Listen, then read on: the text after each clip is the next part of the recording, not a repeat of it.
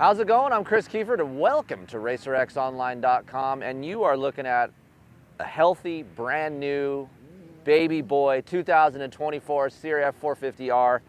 Look, let's go back a year, 2023 edition. It's the same bike. We are on a rollover year from Honda, not only on the 450 side of things, but on the 250 side of things. We hope to see a new Honda come 2025. So you Honda lovers out there, you might have to wait one more year, but we're here at Glen Helen Raceway today to test this machine, repurpose it. We're gonna give you a refresher course, so to speak, on what you guys can do to yours, how this thing stacks up with other 450s, as well as some tips and some tricks that I've learned along the way to calm this beast down. So Glen Helen Raceway today, very fast, choppy, not specifically this Honda's best traits, but there are some remedies. We'll talk about that, and we'll be right back to discuss all of those things.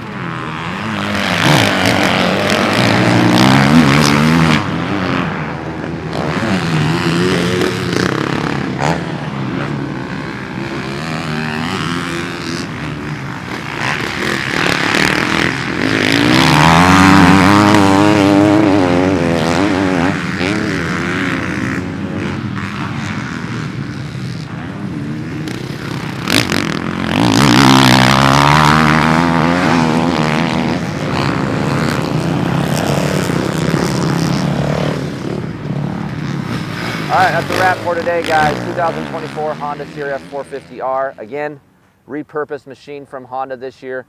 That doesn't mean this machine is not capable of a lot of fun, local race wins, but you guys are going to have to do a little bit of work if you want some more comfort out of big old red here. I'm not going to sit here and lie to you guys and say you can just hop on it and you can haul ass and it's going to be a great ride. That's not going to happen. As you can see, I don't know what Spencer got for clips today, but it was tough for me to get into some corners just because I simply haven't ridden a stock Honda in a year. I got my 2023 Honda CRF450R and went to work, did a lot of suspension settings, I did a lot of torque settings, played with suspension valving, mufflers, maps. I did all kinds of stuff, and that is what you might have to do to your Honda 450 if you want to get a little bit more comfort. So let's start with the base here. You pick up your bike from the dealership, you go ride your dirt bike. What's it feel like? Look at Honda has a great engine package. There's 3 map switches. Map 1 is your standard map. Map 2 is a smooth map. Map 3 is your aggressive mode. I am out on the aggressive mode. That is way too much power for me. 175 pounds. Unless I'm riding beach sand or a sandy track, map 3 hits way too hard. It upsets the chassis. So for me, I'm either a map 1 or a map 2 kind of guy. Mostly map 2 here today.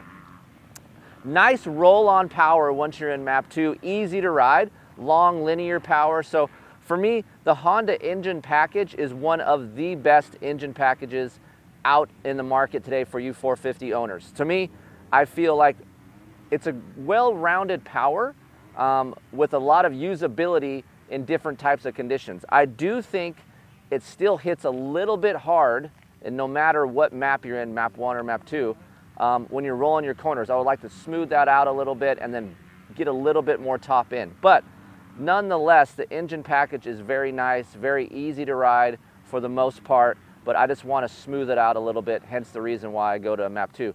We'll come back and tell you a little bit of a trick here that I do with TC and your map to get you an even better, more compliant ride. We'll hit that up in a minute. But next thing is the chassis. This is the downside of the Honda. The Honda chassis is very rigid. If you went back and watched our our Honda race test that we did up at Washougal. We rode Jet's bike, we rode Chase's bike, and the differences between those bikes.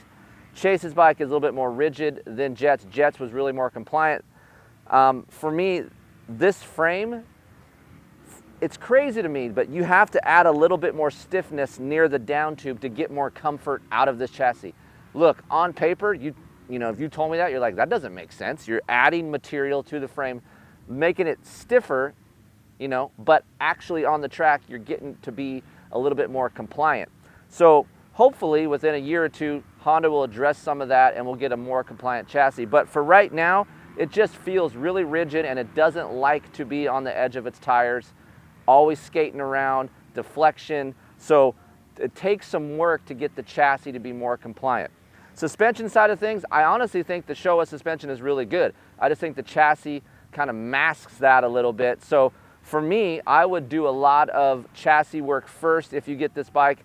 You can go to keyforinktesting.com. There is a complete list of torque settings that you can do to your engine hangers, your swing arm pivot bolt, as well as your axles. That actually does help a lot. It actually calms the chassis down. So if you get your bike at the dealership, it's free. Just do those torque settings and it does make a huge difference. So another thing that I think makes a big difference is going to a more compliant bar. Nothing wrong with the Renthal fat bar, but for me, a Pro Taper bar has more dampening, a better feel in my hands, and then you go to a different grip.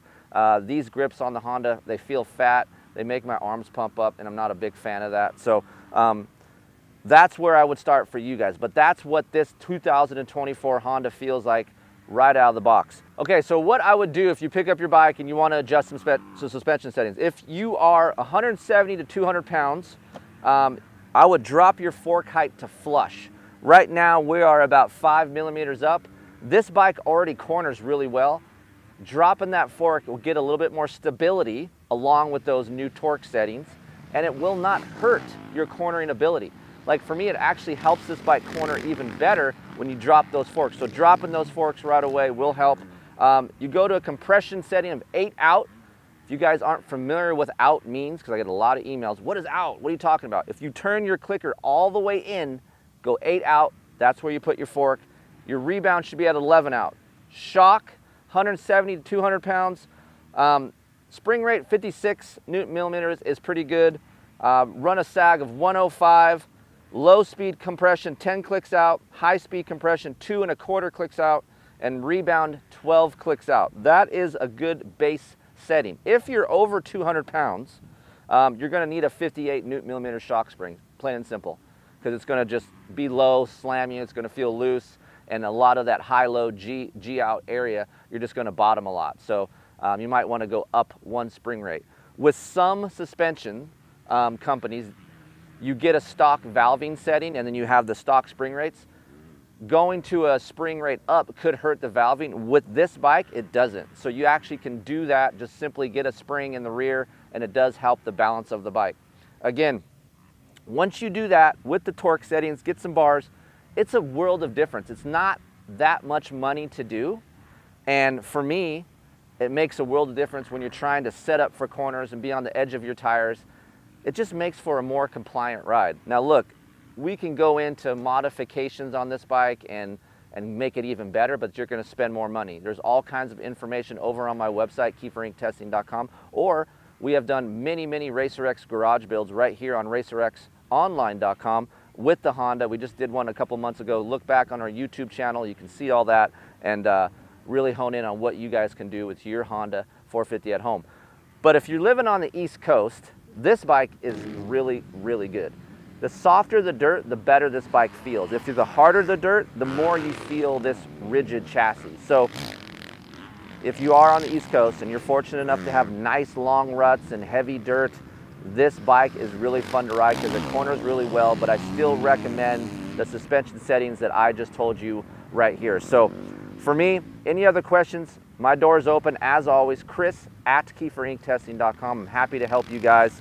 But nonetheless, a very capable machine, but you will have to do a little bit of tinkering if you want more comfort. Larger riders prefer this Honda because it is a stiffer feeling bike, so if you're a little bit of a bigger fella, you will enjoy this. If you're a smaller guy, you might want to do some of those comfort settings that we have over on our website, and it will help you out a lot. But nonetheless, we can all agree, I feel like there's nothing better than a stock look Honda CRF450R. If you look at it, it's really clean, it's simple. I love the color red. The hydraulic clutch is fairly nice. I can get along with that. The brakes are amazing. Honda brakes are always good. And look, reliability on a Honda, the last couple years have been great. We rode the crap out of our 2023 Honda 450 and had zero problems. Only thing we ever did was change the oil, filter, and clutch. I'm a little bit hard on a clutch, but nonetheless, the clutch life is a lot better than a Yamaha YZ450. So for me, still a reliable machine. I prefer the stock gearing on this 450. If you guys want to get in third gear more, because this engine may need a little bit of help in third gear luggability, go up a tooth, do the old Jody trick. MXA loves going up a tooth. They are correct on this model. You can go up a tooth and get a little bit more of that third gear roll-on power, which is really nice. So we're going to continue to ride this bike, try to break down some new mods that I think might help you guys. You can always check back here to racerxonline.com or simply go to my website. I'm happy to help you guys out there with your new machines or with any questions you guys have about motorcycles. That's what we do here. So stay tuned for more 2024 models that are coming out. We have the Yamaha, we have the Kawasaki, lots of things coming down the pipe here at the end of 2023. So make sure you stay tuned right here on RacerX, and we'll see you on the next test.